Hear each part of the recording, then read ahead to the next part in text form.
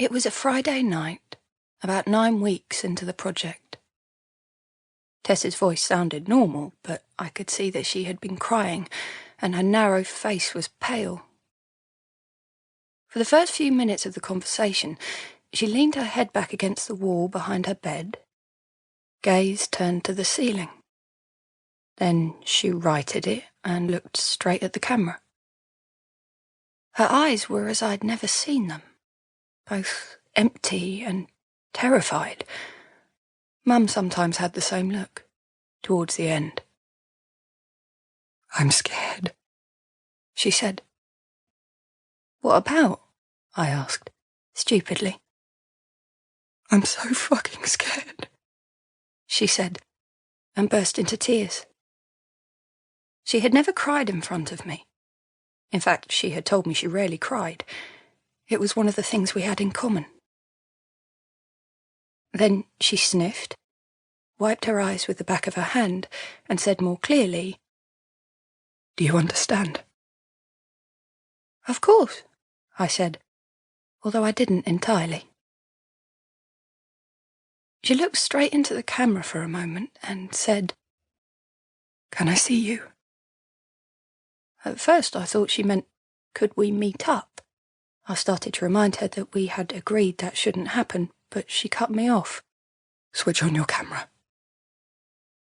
After a moment, I said, "I think it's best if we don't."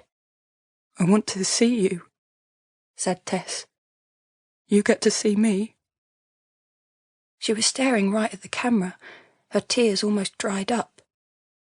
She gave a small smile, and I felt myself soften.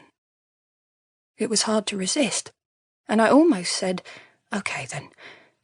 But instead I said, "I don't think it's a good idea." She looked at me a moment longer, then she shrugged and returned her gaze to the ceiling. I will be honest here. I didn't want Tess to see me, in case I failed to meet her expectations. This isn't rational, I know.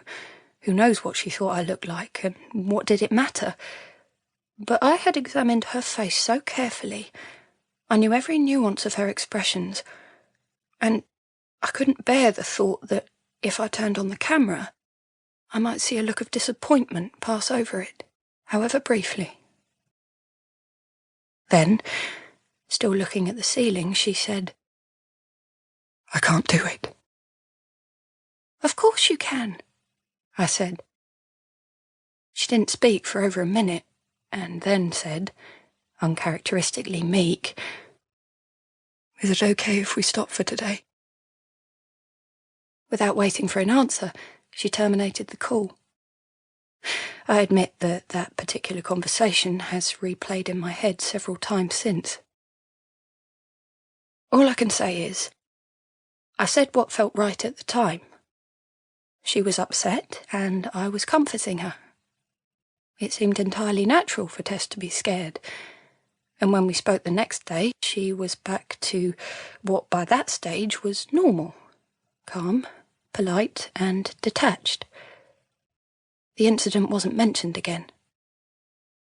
Then, a few days later, she looked into the camera and tapped on the lens, a habit she had. "Do you have everything you need?" I had presumed that we would go on communicating right up until the last moment, but I also knew it had to end. So I said, "Yes, I think so." She nodded, as if to herself, and looked away. At that moment, knowing I was seeing her for the last time, I felt a sudden, intense rush of adrenaline and something akin to sadness. After quite a long pause, she said, "I can't thank you enough." And then, "Goodbye." She looked into the camera and made a gesture like a salute. "Goodbye," I said, and "Thank you." "Why are you thanking me?" "I don't know." She was looking down at something, her leg or the bed. I stared at her long, flat nose, the curve of her cheekbone, the little eyelash lines around her mouth. Then she looked up, leaned forward, and turned off the camera. And that was it. Our final conversation.